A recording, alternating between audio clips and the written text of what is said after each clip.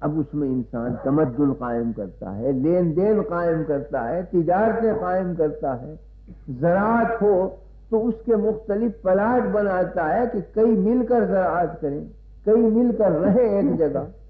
یہ سب عقل کے تقاضے ہیں، طبیعت کے تقاضے نہیں.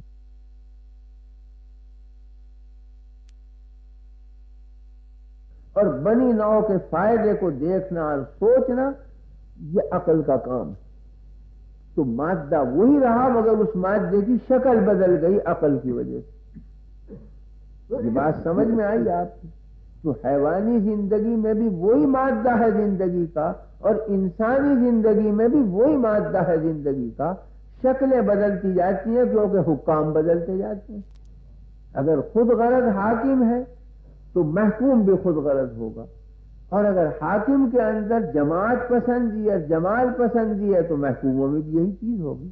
جب عقل نے دائرہ حکومت کا سنبھال لیا تو انسان کی زندگی وسیع ہو گئی، تمام بنی نوع سے پر چھا گئی، سارے افراد بنی آدم کا فائدہ اس کے دل میں آ گیا. یہ سب اس لیے کرتا ہے تاکہ میں بھی راضی رہوں، میرے بھائی بہن بھی راضی رہیں. تنہا میں راضی رہ کر کیا اچھا لگوں گا؟ مثل مشہور ہے کہ نہ تنہا ہنستا ہوا اچھا آدمی، نہ تنہا روتا ہوا اچھا. کسی جماعت کے ساتھ مل کر ہنسے وہ ہنسی مفید، جماعت کے ساتھ مل کر غم کرے تو وہ غم مفید. تنہا ہنستا ہوا بھی اچھا نہیں معلوم ہوتا، روتا ہوا بھی اچھا نہیں معلوم ہوتا. تو یہ تنہائی مٹا کر جماعتی مفاد سامنے رکھ لینا یہ عقل سے ہوتا ہے. اسی کو ہم انسانی زندگی کہیں گے. مگر وہ عقل آزمائش کاہے پہ کرے گی؟ اسی کھانے پینے، رہنے سہنے، مکان بنانے، اٹھنے بیٹھنے اور باہم مل جل کر رہنے. اب اسی کو ذرا ایک قدم اور بڑھا دیجیے کہ طبع بشری جب کھانے پینے سے محض نفس کی رضا مطلوب، اور جب عقل آ گئی تو اب بنی نوع کی رضا سامنے آ گئی کہ میرے سارے بھائی بند راضی ہوں. اب اگر اسی کے اندر ان تمام افعال میں یہ چیز پیش نظر ہو کہ تنہا میں ہی راضی نہ ہوں، میرے بھائی بند نہیں بلکہ میرا خدا بھی راضی ہو مجھ سے، اب یہ ایمانی زندگی شروع ہوتی ہے. وہی چیزیں اب ایمان کی حکومت کے نیچے آ گئیں جو اب تک عقل کی حکومت کے نیچے تھی یا طبیعت کی حکومت کے نیچے تھی. تو طبع بشری خود غرضی سکھلاتی تھی، عقل انسانی جماعت پسندی اور مفاد عامہ کی رہبری کرتی تھی. مگر رضا تھی فقط انسان کی، یا میں راضی یا میرے بھائی بہن راضی یا گھر والے راضی. لیکن جب ایمان کی روشنی آئی اب فکر یہ پڑی کہ جب کھانا کھانے بیٹھوں تو میرا خدا بھی راضی ہو، میں اس طرح سے کھانا کھاؤں. لباس پہنوں تو میرا اللہ بھی راضی ہو، میں اس طرح سے پہنوں. ایسا لباس نہ پہنوں جو اس کی منشا کے خلاف ہو. حدیث میں فرمایا گیا کہ بنی آدم کے لیے، مرد کے لیے ریشم کا کپڑا پہننا حرام ہے، عورت کے لیے جائے. تو ریشم کے کپڑا پہننے کا یہ مطلب کہ نفس تو راضی ہو جائے گا، اور ممکن ہے بھائی بندی راضی ہو کہ بڑا عمدہ لباس پہنا، مگر اللہ میاں راضی نہیں ہو گئے. تو عقل تک تو راضی ہو گئی، نفس بھی راضی ہو گیا، خدا راضی نہیں ہوا. جب ایمان کی حکومت کے نیچے آگے آئے گا آدمی تو اب دیکھے گا کہ کون سا لباس جائز ہے، کون سا ناجائز، کون سا حلال ہے، کون سا حرام. حدیث میں فرمایا گیا کہ سونے کا استعمال مردوں کے اوپر میں حرام کرتا ہوں، عورتوں کے لیے جائز. تو سونے کی انگوٹھی پہننے کی یہ قطعاً حرام ہے، ناجائز ہے. فرمایا گیا حلیت اہل النار، اہل جہنم کا زیور ہے، یہ آپ کی طرف لے جائے. تو مرد کے لیے جائز نہیں ہے کہ سونے کی انگوٹھی پہنے، سونے کا کوئی زیور پہنے. سونے کے بٹن کے بارے میں اجازت دی ہے شریعت نے، لیکن اس وجہ سے اجازت دی کہ اس کو تابع سمجھا گیا ہے لباس کی. تو جیسے لباس پہ زری کا کام بنا دیا جائے وہ لباس جائے، سونے کا کام بنے یا چاندی کا. تو بٹنوں کو حکم میں سمجھا گیا ہے کپڑے کے پھول بوٹے کے حکم میں. تو جیسے زری کا پھول جائز ہے بٹن بھی جائز، مگر بٹن کی ایک مقدار ہے کہ وہ 2-3 ماشے سے زیادہ نہ ہو. بہت زیادہ وزنی پہنے گا تو یہ ہوس ناکی ہوگی. اسی کے ساتھ فقہا یہ بھی قید لگاتے ہیں کہ اگر سونے کے بٹن استعمال کرے تو بدن کو نہیں لگنا چاہیے سونا، بلکہ گھنڈی بنا کر کپڑے میں سی لے اسے، تاکہ نیچے کپڑا رہے، کپڑے کے نیچے کھال ہو، براہ راست سونا بدن کو نہ چھوئے۔ اتنی قید کی ساتھ میں اجازت دی گئی ہے کہ مقدار بھی معمولی ہو اور بدن کو مس بھی نہ کرے۔ لباس کے اوپر گھنڈی سلی ہوئی ہو تو سونے کے بٹن جائز ہے، ورنہ نہیں۔ تو حرام قرار دیا۔ تو جب ایمانی زندگی کے نیچے آئے گا آدمی، جب سونے کا بٹن سامنے آئے گا، وہ غور کرے گا کہ کس طرح جائز ہے، کس طرح ناجائز ہے، کتنا پہنوں کتنا نہ پہنوں۔ لیکن جب تک ایمان کی زندگی نہ ہو، محض عقل ہو، عقل اجازت دے دے گی کہ چاہے 5 تولے کے بٹن پہن لو، چاہے تم کنگن بھی باندھ لو اپنے بازوؤں سے، چاہے تم ہار بھی سونے کا پہن لو، عقل ممانعت نہیں کرے۔ اس لیے کہ عقل زیادہ سے زیادہ چاہتی ہے یا نفس کی رضا یا انسانوں کی رضا، خدا کی رضا سے عقل کو تعلق نہیں، اس کا تعلق ایمان سے ہے۔ تو جب یہی کھانا پینا، اوڑھنا بچھانا، پہننا، رہنا سہنا ایمان کی زندگی کے نیچے آ جائے گا تو پھر حلال و حرام کی بحث شروع ہوگی، جائز و ناجائز کی شروع ہوگی۔ کھانا کھانے کے لیے بیٹھے گا آدمی تو غور کرے گا کہ یہ خنزیر تو نہیں ہے جو حرام قرار دیا گیا، یہ حلال جانور کا گوشت ہونا چاہیے۔ اگر خنزیر ہے تو اس طرح بھاگے گا ایک ایمان والا کہ جیسے سنکھیے سے بھاگتا ہے انسان، اسی طرح سے، اس لیے کہ سنکھیا مادی موت کا سبب ہے اور حرام چیز کا کھانا روحانی موت کا سبب بن جاتا ہے۔ لیکن محض عقل ممانعت نہیں کرے گی، وہ کہے گی چاہے تم سانپ کھا لو چاہے خنزیر کھا لو، میری طرف سے اجازت۔ لیکن ایمان کہے گا کہ اس کی اجازت نہیں، اس واسطے کہ ہر گوشت میں، ہر پوست میں کچھ خاصیت ہے۔ جیسے اطباء بری خاصیت کی چیزوں سے روکتے ہیں، ایسے ہی اطباء روحانی انبیاء علیہ السلام بری خاصیتوں کی اشیاء کے کھانے کی ممانعت کرتے ہیں۔ ہر گوشت کی ایک خاصیت، خنزیر کے گوشت میں بے حیائی اور بے غیرتی داخل، خنزیر کی طبیعت میں بے غیرتی، نجاست خور ہے، غلاظت خور ہے، تو وہی گندگی آئے گی ان لوگوں کے اندر کے جو خنزیر کھانے والے ہیں۔ طبیعت میں غلاظت، طبیعت میں کدورت، بے حیائی، بے غیرتی، جیسے ایک خنزیرہ پر جس کرتا ہے جوڑا نہیں، وہی صورت انسانوں میں پیدا ہو جائے گی۔ تو شارع علیہ السلام نے ممانعت کی کہ ایسا گوشت کہ جس کی خاصیت میں بے غیرتی اور بے حیائی داخل ہو مت استعمال کرو۔ درندوں کے گوشت کی ممانعت کی، شیر اور بھیڑیا حرام قرار دیا گیا، کیونکہ ان کے گوشت کے اندر درندگی کی خاصیت ہے۔ تو انسان اگر چیرنے اور پھاڑنے والا جانور بن جائے، انسانیت ختم ہو جائے گی۔ ایسے جانوروں کی اجازت دی کہ جن کے اندر مسکنت ہو، جن کے اندر بے غیرتی نہ ہو، بے حیائی نہ ہو، ان کے اندر کچھ مسکینی کی شان ہو، کچھ اعتدال کی شان ہو، حملہ آوری کے جذبات نہ ہوں، تاکہ عدل پیدا ہو۔ یہ خاصیت اللہ ہی جانتا ہے کہ اس نے کس مخلوق کو کیسا بنایا۔ اسے ہی حق ہے کہ یوں کہے کہ میں نے فلاں جانور حرام کیا، تم پر فلاں حلال کیا۔ حرمت علیکم المیتۃ والدم ولحم الخنزیر وما اہل بہ لغیر اللہ، حرام کیا گیا تم پر خنزیر، دم مسفوح، خون نکلا ہوا بدن سے جانور، مردار تم پر حرام قرار دیا گیا۔ مردار میں روح اور روحانیت کا کوئی سوال باقی نہیں رہتا، خالص مادیت رہ جاتی، اور خالص مادیت متعفن اور گندہ چیز ہے، روح آ کر کے اس سے گندگی دفع کرتی۔ تو مردار کھانا حرام قرار دیا، خنزیر کھانا حرام، درندے حرام قرار دیے گئے، شیر بھیڑیا کتا۔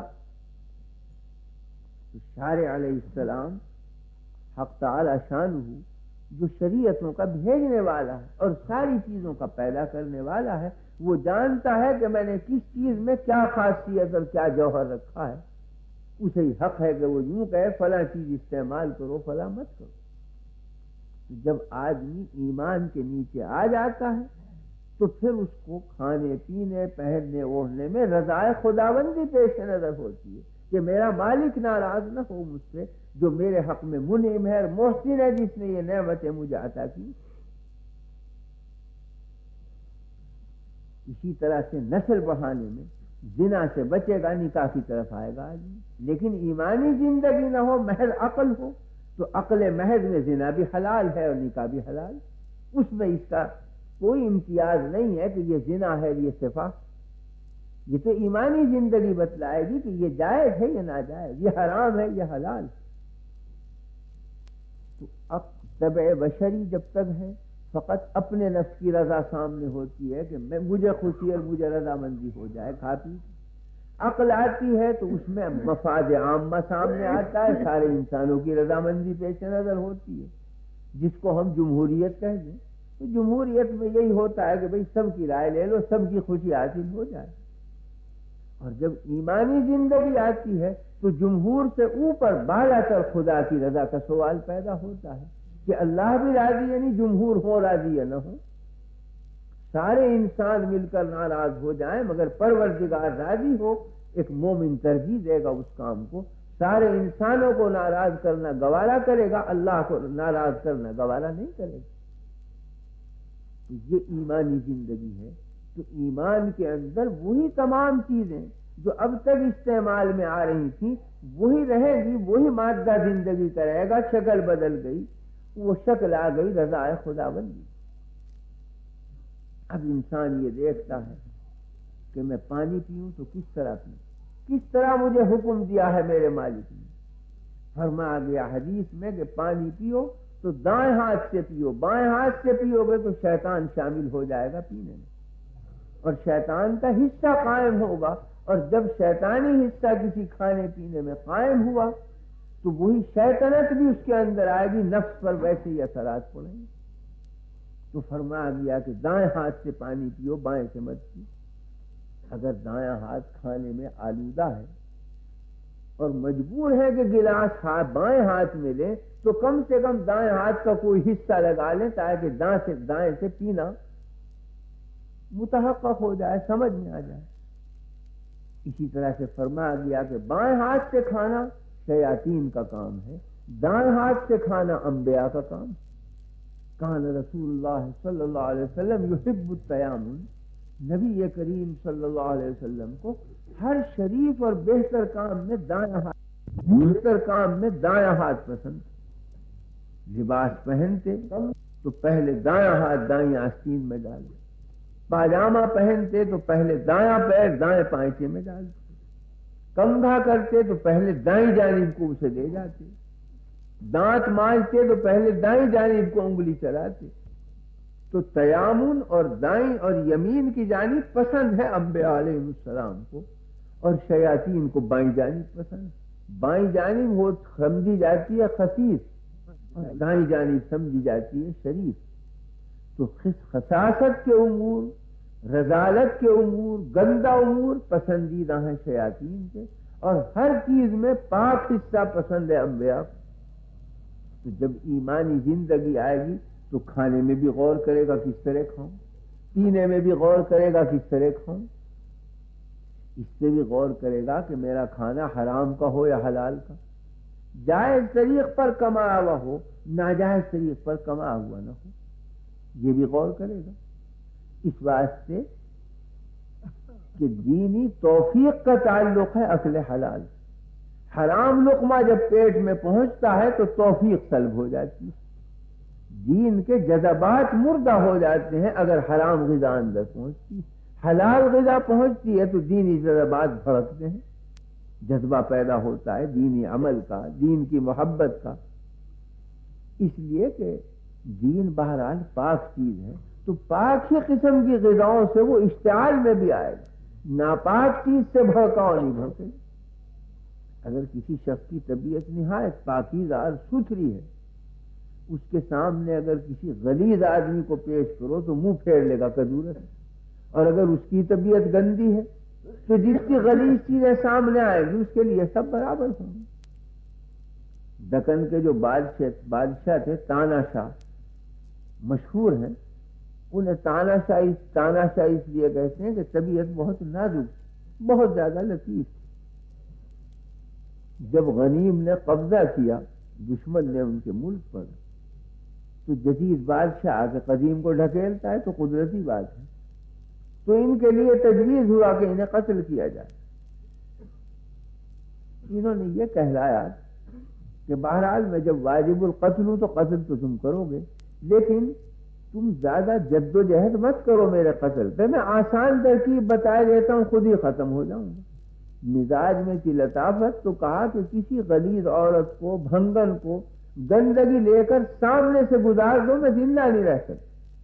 چنانچہ نجاست کا ٹوکرا لے کے عورت گزری، پھٹ وہی دم نکل گیا، تحمل نہیں کر سکی ان کی طبیعت۔ تو پاک اور لطیف طبیعتیں غلاظت کو برداشت نہیں کر سکتی، غلیظ طبیعتیں پاک چیزوں کو برداشت نہیں کر سکتی۔ جو کیڑے پاخانے میں پیدا ہوتے ہیں اگر عطر ڈال دو گے وہیں مر جائیں گے، اس لیے کہ ان کی طبیعت کا تقاضا غلاظت اور گندگی، اور پاک تینوں چیزوں میں اگر ناپاک چیز سامنے رکھ دی ان پہ مردنی چھا جائے گی۔ تو ہر چیز میں اس کی طبیعت کے مناسب جو چیز آتی ہے جبھی وہ زندہ رہتی۔ تو جو ستھری طبائیں ہیں اور ایمانی طبائیں ہیں کبھی برداشت نہیں کر سکتی لقمہ حرام کو، حتیٰ کہ مشتبہ لقمے کو بھی۔ ہمارے بزرگوں میں حضرت مولانا مظفر حسین صاحب رحمۃ اللہ علیہ کانجھلوی، ان کا تقوی اور طہارت مشہور، فرماتے تھے کہ حق تعالیٰ کا معاملہ ہے میری ساتھ کہ اگر نادانستگی میں کبھی مشتبہ لقمہ بھی پیٹ میں پہنچ گیا فوراً قے ہو جاتی ہے، ٹھہرتا نہیں بدن کے اندر۔ یہ اللہ کا ایک معاملہ ہے میری ساتھ۔ تو انتہائی تقوی اور پاکیزگی برتتے برتتے حق تعالیٰ کا معاملہ یہ ہو جاتا ہے کہ پھر ٹھہرتی نہیں اس شخص کے معدے میں ناپاک غذا یا مشتبہ غذا، بشرطے کے متقی ہونے کی مشق کرے آدمی، تقوی کی مشق کرے آدمی۔ جب تقوی باطن نصیب ہو جاتا ہے تو پھر حق تعالیٰ خود حفاظت فرماتے ہیں۔ حضرت مولانا تھانوی رحمۃ اللہ علیہ اپنا ہی واقعہ فرماتے تھے کہ میں ایک دفعہ اعظم گڑھ گیا، اور فرماتے تھے کہ اعظم گڑھ کے ضلع میں ایک چھوٹا سا گاؤں تھا جہاں کے لوگوں نے مجھے بلایا، اسٹیشن سے 4 میل دور تھا۔ وہاں سے جب فارغ ہوا تو رات کو 11 بجے جاتی تھی ریل، اور سردی کا زمانہ تھا اور بہاوٹیں برس رہی تھی، تو لوگوں نے کہا کہ رات کو 10 اور 11 بجے حضرت کو اگر لے جائیں، اندھیری رات ہے، سردی کا زمانہ، بارشیں ہو رہی، تکلیف ہوگی، تو یہ خیال کیا کہ عصر کے وقت پہنچا دیا جائے، اسٹیشن پر رہے، جب رات کو 11 بجے گاڑی آئے گی سوار ہو جائیں۔ تو حضرت کو ٹانگے میں سوار کر کے لوگ اسٹیشن پر لے آئے۔ سردی پڑ رہی تھی شدید، اور اسٹیشن بہت چھوٹا سا تھا، نہ وہاں کوئی ویٹنگ روم تھا نہ مسافر خانہ تھا، بھائی ایک تو دفتر کا کمرہ تھا اسٹیشن ماسٹر کے، اور اسی سے ملا ہوا ایک مال گودام تھا جس میں کچھ بوریاں غلے وغیرہ کی سامان پڑا تھا۔ اسٹیشن ماسٹر تھا تو ہندو مگر ذرا بھلا آدمی تھا، اس نے 2-4 بوریاں ہٹا کے 2 مسلوں کی جگہ بنا دی گئی اور حضرت سے عرض کیا کہ آپ آرام سے بیٹھے۔ وہ اور زیادہ آرام کی جگہ ہو گئی، ہوا چہار طرف سے بند ہو گئی، بڑے آرام سے بیٹھ گئے۔ فرماتے تھے کہ جب مغرب کا وقت ہوا تو میں نے مغرب کی نماز پڑھی اور اس کے بعد سنتیں پڑھی، اس کے بعد نفلوں کی نیت باندھی، تو وہ اسٹیشن ماسٹر ایک لیمپ لے کر آیا تاکہ اس میں چاندنا کر دیا جائے۔ فرماتے تھے حضرت کہ میرے دل میں معاذ یہ خطرہ گزرا کہ مال گودام کے لیے تو گورنمنٹ نے کوئی لیمپ رکھا نہیں ہو، یہ محض میری وجہ سے لایا، اور لایا ہوگا ضروری ریلوے کا لیمپ، اور ریلوے کا لیمپ مال گودام کے لیے ہے نہیں، میری وجہ سے آ رہا ہے، تو میں گوا غاصب ٹھہرا، مجھے کوئی حق نہیں اس روشنی کے استعمال کا۔ تو فرماتے تھے کہ نماز میں مجھے ایک بے چینی شروع ہوئی، اور میں نے دعا کی کہ اللہ تو نے ہمیشہ مجھے مشتبہ چیزوں سے بچا ہے، آج یہ مشتبہ چیز آ رہی ہے میرے استعمال میں جس کا مجھے حق نہیں ہے، تو یہاں بھی بچانے والا ہے۔ فرماتے تھے کہ بمشکل ضیق کے ساتھ میں نے 2 رکعتیں ختم کی، جب سلام، اور وہ اسٹیشن ماسٹر نے لیمپ رکھا نہیں، لیے رکھا رہا ہاتھ میں، جب میں سلام پھیر چکا تو اس نے آگے بڑھ کے کہا کہ مولانا یہ میں لیمپ لے کے آیا ہوں اور یہ اسٹیشن کا نہیں میرا ذاتی لیمپ ہے، میں اس لیے لے آ کہ اندھیرے کی تکلیف نہ ہو۔ فرماتے تھے کہ میں نے اتنی دعائیں دی اسے کہ کس قدر اس نے رعایت کی حدود کی، اس نے خود محسوس کیا کہ مجھے حق نہیں ہے اسٹیشن کی روشنی استعمال کرنے کا، مال گودام میں، وہ بھی ایک شخص کی وجہ سے، تو اپنے گھر سے لیمپ لے کے آیا۔ طبیعت میں جب سلامتی ہوتی ہے تو کافر بھی ہو تو طبیعت رہنمائی کرتی ہے، بشرطے کہ مذہب کا کوئی جذبہ موجود ہو، اخلاقی قدریں اس کے اندر ہو موجود۔ اور مید یزداں مراد متقی، متقی جب تقوی پر پڑتا ہے آ کر کے حق تعالی خود حفاظت فرماتے ہیں اس کی، ایسے راستے پیدا فرما دیتے ہیں کہ وہ کسی بھی مشتبہ چیز میں گرفتار نہ ہو۔ مگر یہ جبھی ہوتا ہے کہ جب تقوی کی عادت ڈالے، تقوی باطن کی عادت ڈالے۔ ایک تو تقوی ظاہر ہے، وہ تو یہ کہ برا عمل نہ کریں، ناجائز عمل نہ کریں، جائز عمل کی حد میں رہیں، اور ایک ہے باطنی تقوی۔ باطن کا تقوی زیادہ دقیق ہوتا ہے اور ہر ایک کی رسائی نہیں ہوتی جب تک کہ اعلیٰ درجے کا متقی نہ ہو۔ مثال اس کی یہ ہے، فقہا لکھتے ہیں کہ اگر کوئی شخص شربت پینے بیٹھا ہو، سرخ رنگ کا شربت ہے اور کنچ کے گلاس میں ہے، اور تصور اس نے یہ باندھا کہ گویا میں شراب پی رہا ہوں، یہ شراب ہے ہاتھ میں پی رہا ہوں، فرماتے ہیں وہ گنہگار ہے، اور اگر اس کی نیت کھل جائے تو حاکم وقت سزا دے گا اسے کہ خیال سے اس نے شراب پی لی، وہ واقع میں شراب نہیں۔ یہ تقوی باطن کے خلاف ہے کہ تصور بھی باندھا جائے شراب۔ فرماتے ہیں وہ شربت پینا اس کے حق میں مکروہ تحریمی بن جائے گا، جبکہ اس نے تصور کر لیا کہ یہ تو شراب ہے۔ تو اس نے زبان سے اگر شراب نہ پی تو خیال سے پی لی شراب۔ فقہا لکھتے ہیں کہ ایک شخص اپنی عورت کے پاس ہے، ہاتھ تھامے ہوئے ہے، ہاتھ رکھے ہوئے ہے، اور دل میں دھیان یہ ہے کہ فلاں اجنبی عورت جس سے مجھے عشق ہے، یہ وہ ہے وہ اجنبی عورت۔ تصور یہ باندھے اپنی بیوی کی نسبت کہ یہ فلاں اجنبی عورت ہے۔ فرماتے ہیں کہ یہ باطنی طور پر حکم میں زانی کے ہوگا، یہ شخص اس کے حق میں ناجائز ہے اس وقت ہاتھ لگانا بیوی کو جب تک کہ تصور بدل کر توبہ نہ کرے۔ اس کو باطنی تقویٰ کہتے ہیں کہ دل میں تصورات بھی غلط نہ پیدا کرے آدمی، اس لیے کہ دل کے تصور ہی سے تو آگے عمل شروع ہوتا ہے، جذبات دل میں پیدا ہوتے ہیں، جذبات سے عمل شروع ہوتا ہے۔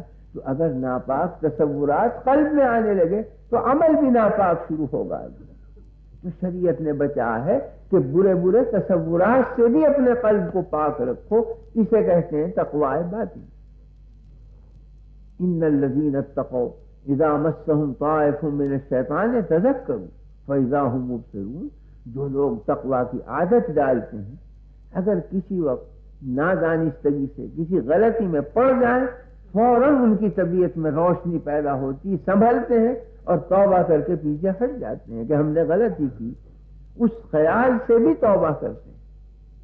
تو خیال کا بھی تو بڑا اثر ہے عمل کے اندر۔ خیالات کو اگر روکے نہ شریعت اور اجازت دے دے کہ جیسی رو آئے خیالات کی کرتے رہو تو بہت سی بدعملیوں میں آزاد ہو جائے گا آدمی، خیال سے عمل چلتا۔ اب کتنی دقیق بات ہے کہ احادیث میں فرمایا گیا کہ اجنبی یا عورت کے بچے ہوئے پانی سے وضو کرنا مکروہ ہے، اجنبی مرد، یعنی ایک عورت نے لوٹے سے پانی استعمال کیا اور پانی بچ گیا، تو فقہا لکھتے ہیں کہ اگر وہ عورت اجنبیہ ہے تو اس کے بچے ہوئے پانی سے وضو کرنا مکروہ ہے اس شخص کے حق میں، اس لیے کہ جب اس سے وضو کرے گا تو خیال آئے گا کہ فلانی عورت کے پاس کا بچا ہوا پانی ہے، یہ ذریعہ بنے گا اس عورت کی طرف دھیان جانے کا۔ اگر یہ دھیان بڑھ گیا تو ممکن ہے نیت میں فساد پیدا ہو جائے، تو یہیں سے روکا شریعت نے کہ قلب کی حفاظت کرو۔ حدیث میں فرمایا آپ نے کہ التقوی ہاں ہونا، تقوی قلب کے اندر ہوتا ہے، جب قلب میں آ جائے گا تقوی تب عمل کے اندر تقوی پیدا ہوگا، اور قلب ہی متقی نہیں تو قالب کیسے متقی بن جائے؟ قالب تو تابع ہے قلب کی۔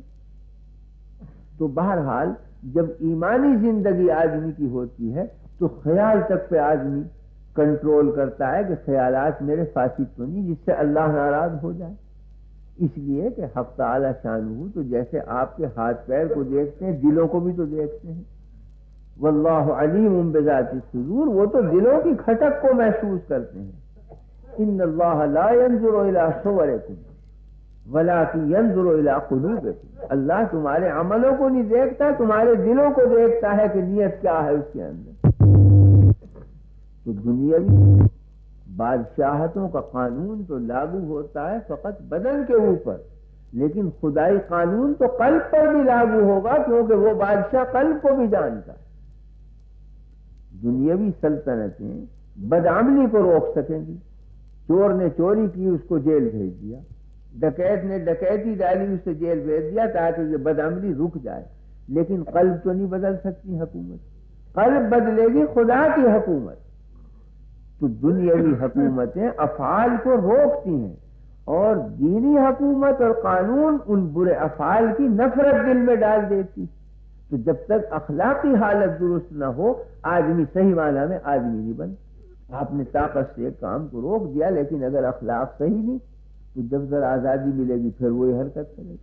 اس لیے جہاں افعال کو روکنے کی ضرورت ہے اخلاق کو بھی درست کرنے کی ضرورت ہے، تاکہ اخلاقی حیثیت سے اس کے اندر نفرت پیدا ہو جائے بدعملی. یہ بھی ضرورت اور لازمی چیز. تو یہ بھی فریضہ ہے کہ برے افعال پر پابندی عائد کی جائے تاکہ لوگ بدعمل نہ بنے، اور یہ بھی ضروری ہے کہ ان کے اخلاق کو درست کیا جائے تاکہ بدعملی سے لذت ہی نہ حاصل کر سکے بلکہ نفرت پیدا ہو جائے.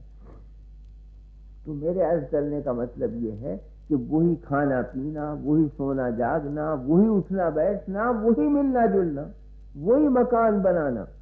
اب تک طبیعت حکومت کر رہی تھی تو حیوانی زندگی تھی، اب عقل حکومت کرنے لگی تو انسانی زندگی بنی. اب خدا کی وحی کی حکومت ہوئی تو یہ ایمانی زندگی بن گئی.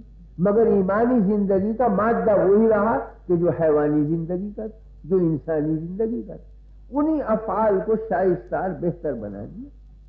تو شریعت اسلام آپ کے کھانے پینے کو نہیں روکے گی، آپ کی تجارت کو نہیں روکے گی، آپ کی زراعت کو نہیں روکے گی، حکمرانی کو نہیں روکے گی، مگر ان ساری چیزوں کو شائستہ بنا کر رضائے خداوندی کا ذریعہ بنا دی تاکہ آپ کے قلب میں شائستگی پیدا ہو جائے. تو اسلام جامع مذہب ہے، وہ فقط یہی نہیں سکھلاتا کہ تم نماز روزہ کر لیا کرو، یعنی فقط مسجد سے تعلق نہیں. اسلام کا تعلق تخت سلطنت سے بھی ہے، اسلام کا تعلق گھریلو زندگی سے بھی ہے، اسلام کا تعلق میدانی زندگی سے بھی ہے، جنگی زندگی سے بھی ہے، صلح کی زندگی سے بھی ہے. مگر ہر چیز کو اسلام قائم کر دیتا ہے کہ قلب کا رخ ذرا صحیح کر لو، کام وہی کرو، رخ خدا کی طرف کرو. اسی کام میں اب تک رخ تھا دنیا کی طرف، اسی کام کا رخ بدل کے اللہ کی طرف کر دو، وہ دین بن جائے.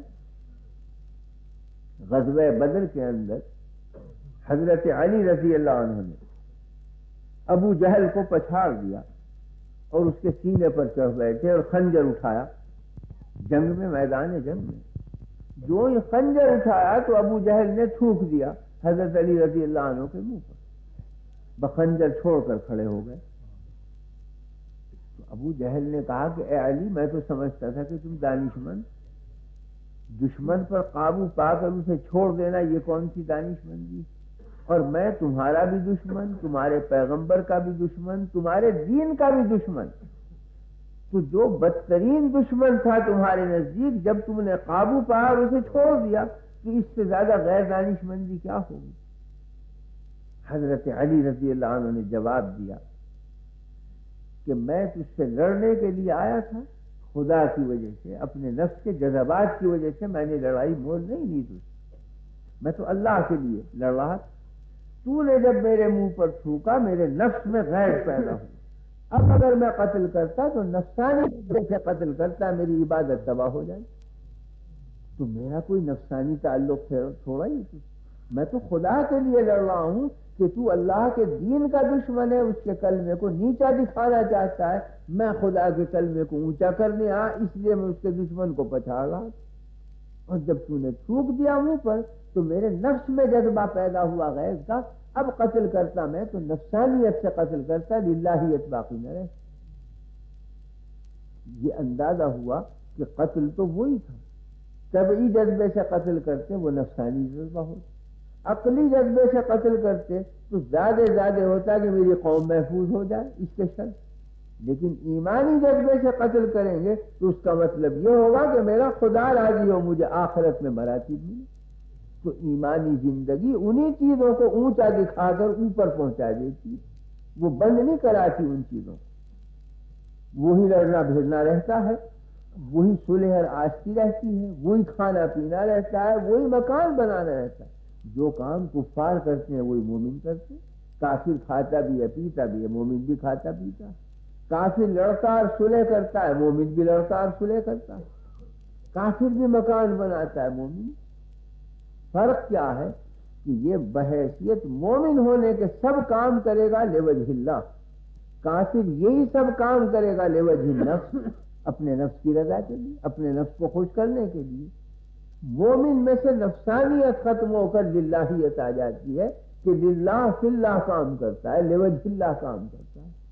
تو کافر اور مسلم کے عمل میں فرق نہیں ہوتا، نیت میں، رخ میں فرق ہوتا ہے، ایک کا رخ ہے زمین کی طرف، ایک کا رخ ہے عرش کی طرف۔ تو ایمانی زندگی فقط رخ بدلتی ہے، اعمال کو تبدیل نہیں کرتی، اعمال میں کچھ شائستگی بتلاتی ہے، اس کو اچھے ڈھنگ پہ قائم کرتی ہے، لیکن اصل مقصود یہ کہ رخ بدل جائے، نفس مہذب ہو جائے، تہذیب نفس اصل ہے، تو یہ کہلاتی ہے ایمانی زندگی۔ تو آپ نے اندازہ کیا کہ حیوانی اور انسانی اور ایمانی زندگی میں عمل کا فرق نہیں، نیات کا فرق ہوتا چلا جاتا۔ تو اگر ہم فقط کھانے پینے میں لگے رہیں، فقط پہننے اوڑھنے میں لگے رہیں، فقط سنوارنے میں اپنے آپ کو لگے رہیں، تو حیوانیت سے آگے